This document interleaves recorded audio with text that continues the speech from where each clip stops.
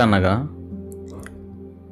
జ్ఞానము లేని వారలారా, మీరెన్నాళ్ళు జ్ఞానము లేనివారుగా ఉండగోరుదురు?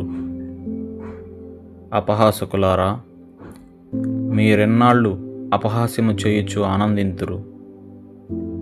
బుద్ధిహీనులారా, మీరెన్నాళ్ళు జ్ఞానమును అసహ్యించుకుందురు? నా గద్దింపు విని తిరుగుడి, ఆలకించుడి. నా ఆత్మను మీ మీద కుమ్మరించుదును, నా ఉపదేశమును మీకు తెలిపెదను. నేను పిలువగా మీరు వినకపోతిరి, నా చెయ్యి చాపగా ఎవరినూ లక్ష్యపెట్టకపోయిరి. నేను చెప్పిన బోధ ఏమియు మీరు వినక త్రోసివేసిరి. నేను గద్దింపగా లోబడకపోతిరి.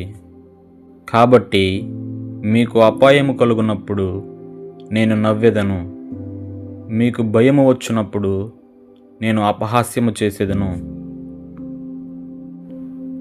భయము మీ మీదకి తుఫాను వలె వచ్చినప్పుడు, సుడిగాలి వచ్చినట్లు మీకు అపాయము కలుగునప్పుడు, మీకు కష్టమును దుఃఖమును ప్రాప్తించినప్పుడు నేను అపహాస్యము చేసేదను.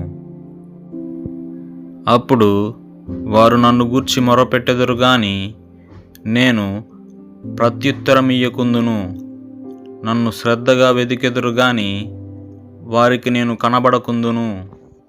జ్ఞానము వారికి అసహ్యమాయెను. యెహోవా యందు భయభక్తులు కలిగియుండుట వారికిష్టము లేకపోయెను. నా ఆలోచన విననొల్లకపోయిరి. నా గద్దింపును వారు కేవలము తృణీకరించిరి. కాబట్టి వారు తమ ప్రవర్తనకు తగిన ఫలమును అనుభవించెదరు.